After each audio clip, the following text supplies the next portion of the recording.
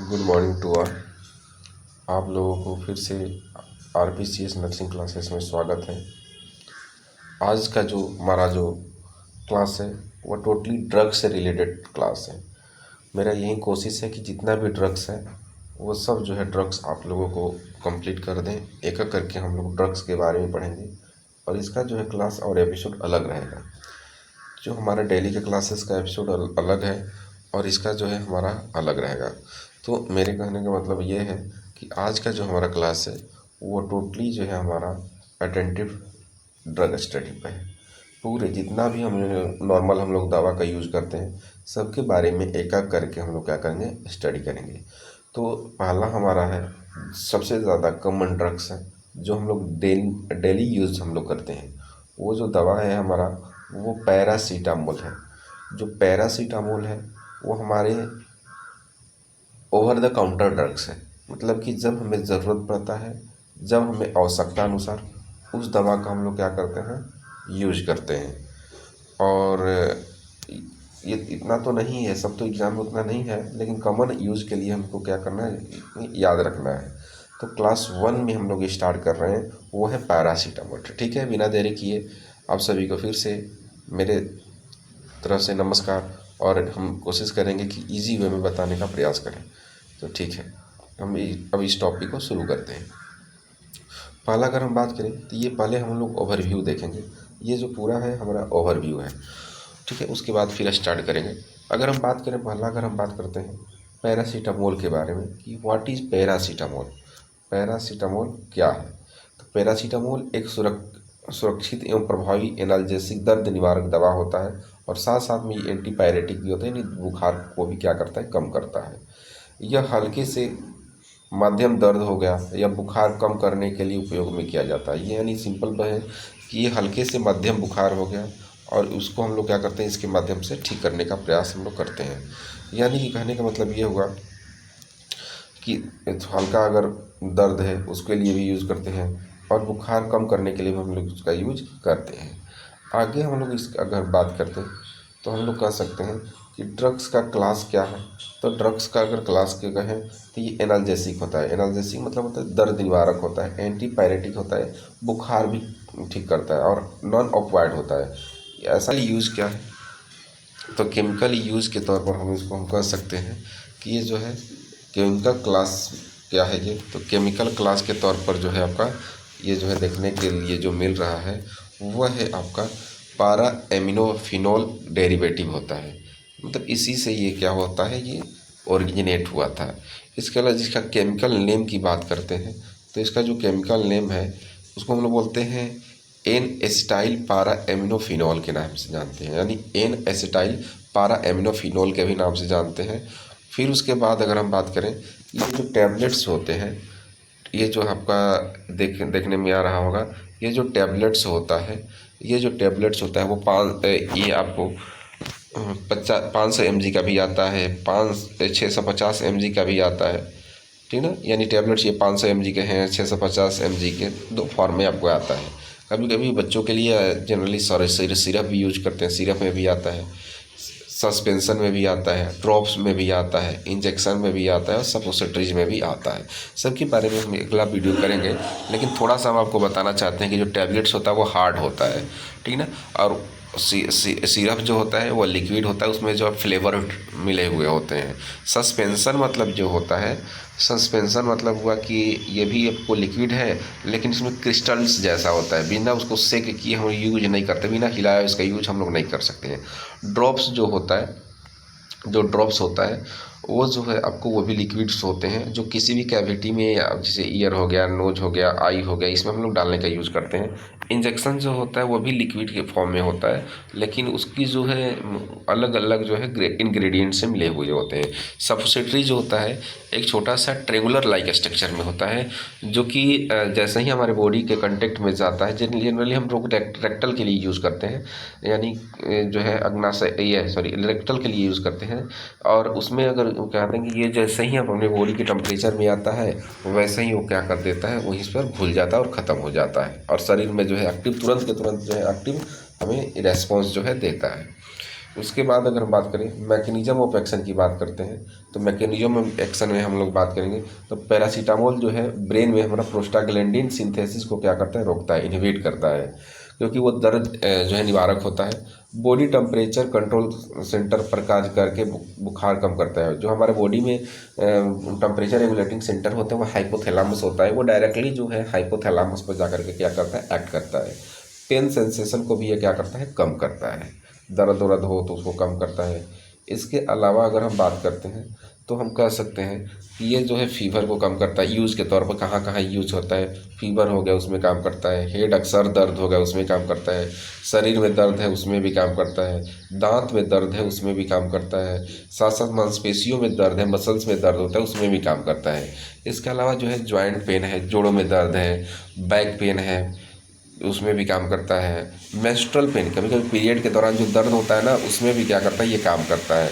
इसके अलावा वैक्सीन, अगर कभी कभी क्या होता है हम वैक्सीन दिए, वैक्सीन के बाद जो है बुखार हो गया उसमें भी काम करता है, वायरल फीवर हो गया उसमें भी ये जो है काम करता है। यानी ये सभी जो है ये 10 प्रकार की जगहों पर हम लोग कहें इसका हम लोग यूज हम लोग कर सकते हैं और ये क्या होता है, यूज होता है। इसके अलावा अगर बात करें तो इसका जो डोज की अगर हम बात करते हैं तो एडल्ट में जो है अलग डोज होता है, एडल्ट में आपको अलग डोज होता है, बच्चों में आपको अलग डोज होता है। एडल्ट में हम लोग जो जनरली 500 mg से लेकर के 650 mg का यूज़ करते हैं। हर 4 से 6 घंटे पर ज़रूरत के अनुसार आपको क्या होता है, लेना होता है। यानी इसको हम लोग क्या करते हैं, SOS के तहत हम लोग चलाते हैं। SOS मतलब होता है ज़रूरत के हिसाब से हम लोग देते हैं। बच्चे की बात करें तो इसके बच्चे के जो है वेट के अनुसार हम लोग देते हैं। अगर हम बात करें बच्चा का वेट जो है 10 से 15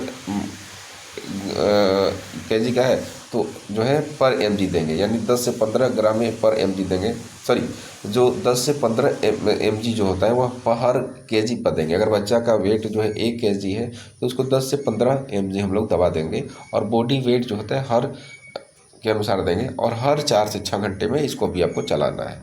यानी 10 से 15 mg पर kg, यानी कि 1 kg का बच्चा है तो 10 से 15 mg देना है, 2 kg का बच्चा है तो वहीं जो है नियर अबाउट 20 से 30 mg देना है। इसी अनुसार हम लोग क्या करते हैं, इसको चलाते हैं। इसके अगर हम आगे की बात करते हैं हम लोग दे सकते हैं मैक्सिमम सेफ डोज क्या होता है। तो जो मैक्सिमम सेफ डोज होता है किसी एक व्यक्ति को 4 ग्राम पर डे, यानी एडल्ट में 4 ग्राम पर डे देते हैं। 24 घंटे में अधिक नहीं देना है, मतलब एडल्ट में अगर दे रहे हैं तो 4 ग्राम पर डे के हिसाब से देना है और कभी भी आपको 24 घंटे से अधिक नहीं देना है। 24 घंटे में अधिक नहीं देना है, यानी कि जितना है जितना लिखा गया है, यानी 4 ग्राम से लेकर के पर डे के हिसाब से देना है। और ओवर डोज अगर होता है तो ये लीवर तक वो क्या कर सकता है, ये फेल कर सकता है। इसके अलावा अगर हम बात करें कि साइड इफ़ेक्ट में क्या क्या जो है आपको जो है देखने के लिए मिलता है, तो साइड इफ़ेक्ट की अगर हम बात करते हैं तो साइड इफ़ेक्ट में आपका ये जो है नौजिया करेगा, मतलब कि मितली आएगा, वोमिटिंग कर सकता है, पेट में दर्द कर सकता है, कमजोरी कर सकता है, डिजनेस कमजोरी हो सकता है, डिजनेस हो सकता है, लीवर को डैमेज कर सकता है, एलर्जी कर सकता है, स्किन में रेसेस कर सकता है, घाव जैसा बना देगा। इसके अलावा ब्रीथिंग डिफिकल्टी, सांस लेने में दिक्कत होगी, यहाँ तक कि ये जो है जॉइंटिस तक ये क्या कर सकता है, कर सकता है। ठीक है, यहाँ तक शायद समझ में आ रहा होगा आप लोगों को। अगला बात करते हैं, अगला है हमारा ओवरडोज और सिम्टम्स की बात करते हैं। अगर मान लीजिए कि बहुत ज़्यादा आपने दवा खा लिया तो ओवरडोज जो है तो आपको याद रखना है कि आपके जो लीवर होता है उसको जो है आपको क्या करता है, इफेक्ट करता है। इसके अलावा सिम्टम्स के रूप में आपका वोमिटिंग हो सकता है, बहुत ज़्यादा पसीना होगा, पेट में दर्द होगा, कन्फ्यूज़न होगा, यहाँ तक कि मरीज कोमा में जा सकता है। ठीक है, इसके अगला हम बात करते हैं, अगर हम ये जो दवा दे रहे हैं तो और चीज़ हमें क्या क्या चीज़ों पर ध्यान देना है उसके बारे में हम लोग जो है डिस्कस करेंगे। अगर हम बात करते हैं इसके, हम लोग ट्रीटमेंट की बात करते हैं कि ट्रीटमेंट के तौर पर अगर हम ये दवा दे रहे हैं तो ट्रीटमेंट जो है अगर ओवरडोज हो गया तो ओवरडोज के जो रूप में हम लोग कौन सा ट्रीटमेंट हम लोग चलाते हैं। अगर ओवरडोज हो गया तो इसके लिए हम लोग क्या करेंगे, आपको गैस्ट्रिक लवाज करेंगे। गैस्ट्रिक लवाज मतलब होता है एक ट्यूब लगाते हैं और ट्यूब से क्या करते हैं, स्टोमक में अमाशय में जो अगर ज़्यादा वो दवा है तो उसको हम लोग क्या करते हैं, उसको उस ट्यूब के माध्यम से बाहर निकालते हैं। या एक्टिवेटेड चारकोल देते हैं। एक्टिवेटेड चारकोल मतलब वही ये एक मेडिसिन होता है, तो इसको हम लोग देते हैं तो हमारे ब्लड के अंदर ये अगर ज़्यादा मात्रा में अगर जो टॉक्सिक सब्सटेंसेस टॉक्सिसिटी है उसको अपने तरफ क्या कहते हैं एब्जॉर्ब कर लेता है। इसके अलावा जो है एंटीडोट के रूप में है, याद रखिएगा इसका एंटीडोट जो होता है वह एन एसिटाइल सिस्टीन होता है। ये एग्जाम में पूछा जाता है कि इसके एंटीडोट के रूप में क्या देते हैं, एन एसिटाइल एंटीडोट देते हैं, एन एसिटाइल सिस्टीन देते हैं। इसके अलावा जो है अगला अगर हम बात करते हैं तो कह सकते हैं कि ये सपोर्टिव ट्रीटमेंट में भी क्या किया जाता है, यूज हो सकता है।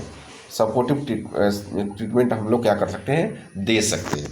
इसके अलावा अगर बात करते हैं तो अगला अगर हम बात करें तो कह सकते हैं कि प्रिकॉशंस के तौर पर हमें क्या यूज करना है। तो प्रिकॉशंस के तौर पर हम लोग बोल सकते हैं कि शरीर के साथ उपयोग में नहीं लेना है, सॉरी शराब के साथ जो है उपयोग में नहीं लेना है। कभी जो व्यक्ति शराब पीता है तो तुरंत आपको दवा नहीं लेता है, अधिक मात्रा में दवा नहीं लेना है, बच्चों में सही डोज आपको देना है और लॉन्ग टर्म यूज से क्या होना है, बचना है। बहुत ये नहीं दवाई ले रहे हैं तो लगातार हम लेते ही नहीं, और कभी भी एक्सपायर्ड मेडिसिन को यूज नहीं करना है, यानी कि देने से पहले आपको एक्सपायरी जो है ज़रूर मेडिसिन का क्या करना है, देखना है।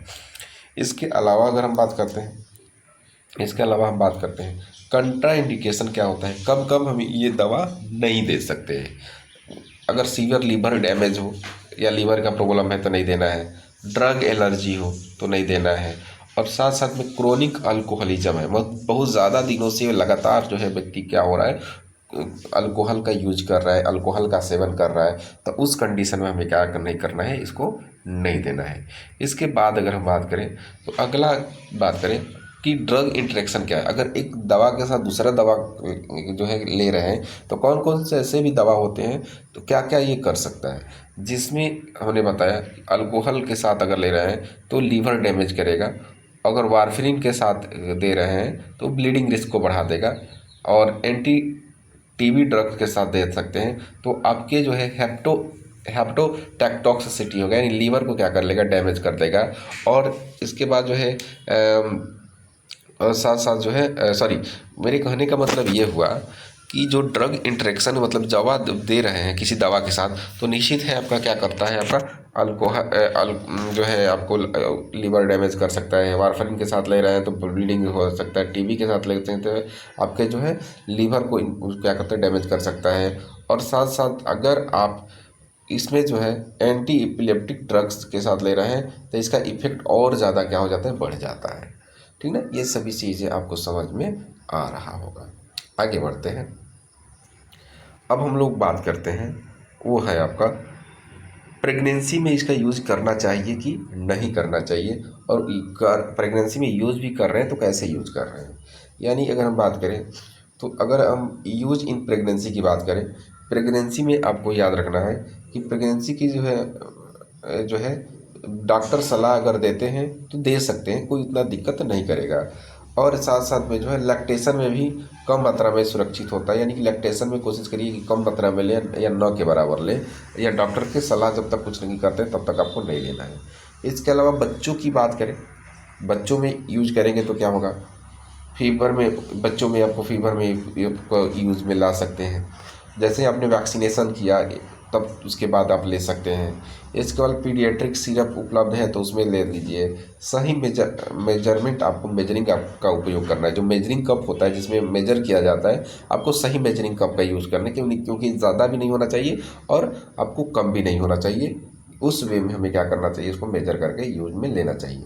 उसके बाद जो है अगर मान लीजिए कि एल्डरली की बात करें, अगर हम बहुत बड़े लोगों को हम दे रहे हैं, बुजुर्ग लोगों को दे रहे हैं, तो उसमें जो है इसको जो है दवा को सावधानी से यूज करना है, और क्या करना, लीवर के फंक्शन को क्या करना है, मॉनिटर करते रहना है, क्योंकि लीवर का जो फंक्शन होता है उसको भी ये क्या कर सकता है, डैमेज कर सकता है।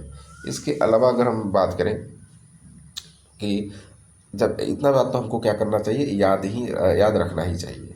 ठीक है, अगला हम बात अगर हम करें तो हम सिंपली हम कह सकते हैं कि इसको हम लोग फार्माकोकाइनेटिक्स क्या है, इसमें फार्माकोकाइनेटिक मतलब क्या होता है, देखिए एक होता है फार्मेकोडायनेमिक, एक होता है फार्मेकोडायनेमिक होता है, और एक होता है काइनेटिक्स होता है। दोनों में अंतर क्या होता है? फार्मेकोडायनेमिक्स मतलब होता है और काइनेटिक मतलब क्या होता है, दोनों। यानी कि डी लगा है ना, तो डी मतलब ये कि हम ये जो ड्रग्स हमारे शरीर पर कैसे काम कर रहा है। और काइनेटिक मतलब क्या होता है कि शरीर जो होता है, सॉरी, जो फार्मेकोडायनेमिक्स होता है कि दवा हमारे शरीर पर कैसे काम करता है। और फार्मेकोकाइनेटिक्स मतलब होता है कि दवा के प्रति हमारा शरीर कैसा एक्ट कर रहा है। तो चूंकि हमारा ये फार्मेकोकाइनेटिक है, तो फार्मेकोकाइनेटिक मतलब क्या होता है कि ये जो दवा हमारे शरीर पर कैसे कैसे हमारा क्या कर रहा है, एक्ट कर रहा है, उसके बारे में हम लोग क्या करेंगे, डिस्कस करेंगे। मतलब कि फार्मेकोडायनेमिक मतलब होता है drugs act on the body, मतलब कैसे वो दवा हमारे शरीर पर काम करता है। और फार्मेकोकाइनेटिक्स मतलब होता है कि कह सकते हैं कि बॉडी एक्ट उस दवा के प्रति, मतलब body acts on the drug, हमारे शरीर जो है कैसे उस दवा पर कार्य कर रहा है, उसके बारे में हम लोग क्या करते हैं, वहाँ पर हम लोग देखते हैं। जैसे एब्जॉर्प्शन इसकी क्या होती है, पता ही है आपको। एब्जॉर्प्शन जो है जीआई ट्रैक्ट से होती है। मेटाबॉलिज्म आपको लीवर में होती है। एक्सक्रीशन जो है बाहर निकलता है किडनी से होती है। और इसका हाफ लाइफ जो होता है 2 से 3 घंटे में होता है। यानी कि आप दवा खाएं तो 2 से 3 घंटे तक आधा जो है उसका जितना खाएं वो एब्जॉर्ब हमारे बॉडी में हो जाता है, और आधा आगे 2 से 3 घंटे में एब्जॉर्ब होता है। इसके अलावा नर्सिंग मैनेजमेंट के रूप में हम लोग क्या क्या करते हैं, तो नर्सिंग मैनेजमेंट अगर हम बात करें तो नर्सिंग मैनेजमेंट की बात करें तो नर्सिंग मैनेजमेंट के तौर पर आपको जो है सही डोज आपको देना है। उसके बाद वाइटल साइन को मॉनिटर करना है। फीवर को ऑब्जर्व करते रहना है, ठीक ना। लीवर टॉक्सिसिटी साइन को देखना है। और ओवर सिम्टम्स हो गया उसको मॉनिटर करना है। पेशेंट और फैमिली को क्या करना है, एजुकेशन देना है, ज्ञान बताना है, कब क्या खाना है, कैसे कैसे लेना है, इसके बारे में क्या करना है, समझाना है। उसके बाद अगला अगर हम बात करते हैं वो होम केयर के बारे में, घर में हम लोग कैसे इसका केयर करेंगे। तो घर में जो है केयर है, पर्याप्त पानी पीना है, आराम करना है आपको, दवा समय पर लेना है, पौष्टिक भोजन लेना है, और सेल्फ मेडिकेशन से बचना है। ऐसा नहीं कि कोई तुरंत दिक्कत हो गया तो तुरंत जो हम गए तुरंत दवाई जो हम लोग खरीद करके ले लिए। तो हम मानते हैं कि ये ओवर द काउंटर ड्रग्स होता है। जब ज़रूरत पड़ता है तब जा करके इसको आप मेडिकल स्टोर से भी बिना डॉक्टर के प्रिस्क्रिप्शन से ले सकते हैं। लेकिन ऐसा नहीं है कि बार बार बार बार जो है, कभी कभी आदमी को दर्द होता है, बहुत ज़्यादा तेज बुखार होता है, तो कहीं कहीं एक ही समय में दो दो जो है 500-500 mg का जो है टेबलेट खा लेता है। तो ये बहुत गलत चीज़ है, ऐसा नहीं करना है। क्योंकि आपकी बॉडी में क्या होता है, टॉक्सिसिटी बढ़ा देता है। यानी कि आपकी बॉडी में जो ब्लड है ना, ब्लड में जो है इसका मात्रा को क्या कर लेता है, बढ़ा देता है। बहुत ही घातक होता है, लीवर डैमेज कर देगा। उसके अलावा अगर हम बात करें प्रिवेंशन ऑफ टॉक्सिसिटी, टॉक्सिसिटी को प्रिवेंट कैसे करेंगे, तो पहला नंबर तो बहुत ज़्यादा मात्रा में डोज, ओवर डोज आपको नहीं देना है। उसके बाद जो है एक साथ जो है मल्टीपल पैरासीटामोल नहीं लेना है ना, बार बार बार बार आपको नहीं, तुरंत नहीं लेना है। सेफ आपको ड्रग रखना है। चाइल्ड से आपको जो है दूर रखना है, इधर उधर मतलब रखना है। ऐसा नहीं कि बच्चा जो है उसको कुछ समझ करके जो है पूरे के पूरे जो है पैरासीटामोल का जो बोतल है वो ढरकार ले, ऐसा नहीं होना चाहिए। उसके बाद जो है प्रिस्क्रिप्शन के अनुसार ही आपको क्या करना है, उपयोग में लाना है। प्रिस्क्रिप्शन मतलब होगा कि जो जो जैसे जैसे लिखा हुआ है उसी के अनुसार, जो डॉक्टर ने लिखा है उसी के अनुसार हमें क्या करना है, दवा देना है। इसके अलावा अगर हम बात करते हैं पॉपुलर ब्रांड्स इसके आते हैं, किस किस नाम से आते हैं याद रखिएगा। डोलो 650 mg के नाम से आता है, क्रोक्रीन के नाम से आता है, क्रोक्रीन, कालपोल के नाम से आता है, आपको देखे होंगे, पैसिमोल के नाम से आता है, और पारासिप के नाम से आता है। ये सब इसके पॉपुलर ब्रांड है। इस नाम से क्या होता है, ये मार्केट में उपलब्ध रहता है, ठीक है। फिर आगे हम बात करते हैं। उसके बाद हेल्थ एजुकेशन के रूप में हम लोग क्या देंगे, हम लोग हेल्थ एजुकेशन के देखेंगे। तो हम लोग हेल्थ एजुकेशन के रूप में क्या क्या देंगे, तो याद रखिएगा कि जब हम लोग देते हैं तो दवा सही मात्रा में देना होता है, डॉक्टर के सलाह के बिना कभी नहीं देना होता है, और बच्चों को गलत डोज नहीं देना है। अल्कोहल के साथ कभी भी इसका यूज नहीं करना है, और ओवरडोज होने पर तुरंत आपको क्या करना है, अस्पताल पर देना है। ऐसा नहीं कि घर में बैठ कर घर होम रेमेडीज पर ध्यान दे रहे हैं, ये करना है वो करना है, नहीं, ये पूरी तरह से क्या होता है, ये गलत होता है। ऐसा नहीं कर सकते, क्योंकि ये जो है शरीर के लिए क्या हो सकता है ना, हानिकारक हो सकता है अगर हम इस तरह का चीज़ों पर ध्यान न देकर ये सब हम लोग करते हैं तब, ठीक है। तो ये सभी चीज़ों पर जो है ध्यान देना है। अगर हम बात करें कि कुछ जो एग्ज़ाम में जो है पूछा जाता है, तो कैसे कैसे क्वेश्चन पूछा जाता है, तो इसमें कुछ इम्पोर्टेंट पॉइंट होते हैं जिस पर ध्यान देना होता है आपका। जैसे कि आपका पैरासीटामोल है वो एनाल्जेसिक और एंटीपायरेटिक है, यानी दर्द और बुखार दोनों को भी काम करता है, और फीवर और पेन को क्या करता है, कम करता है। और ओवर डोज जो होता है वो लीवर को फेल करता है। और एंटीडोट इसका होता है, याद रखिएगा, बार बार पूछा जाता है। एंटीडोट जो होता है एन एसिटाइल 16 होता है, और पेट पर कम असर जो है, ये जो है बहुत ज़्यादा सुरक्षित दवा होता है। अगर सही डोज में ले रहे हैं तब पेट पर किसी प्रकार का ज़्यादा असर नहीं पड़ता है, कम असर पड़ देता है। या उसके अलावा अगर बात करें कि इसका कभी कभी बीटीएससी एएनएम जीएनएम एग्जाम में पूछा जाता है, वो क्या पूछा जा सकता है कि पूछा भी जाएगा तो ड्रग टाइप क्या होता है, तो एनाल्जेसिक एंटीपायरेटिक होता है। अदर नेम उसका एसिटामिनोफेन होता है। और एंटीडोट तो बार बार पूछा जाता है, ये चीज़ जो है ना याद रखिएगा। ये वाला एंटीडोट जो होता है वो एन एसिटाइल 16 होता है। मैक्सिमम डोज आपको 4 ग्राम पर डे के हिसाब से लेंगे, और मेन यूज इसका फीवर और पेन को कम करता है। और केमिकल नेम इसका पारा एमिनो फिनोल डेरिवेटिव ग्रुप से आता है, केमिकल नेम हम लोग बोल रहे हैं।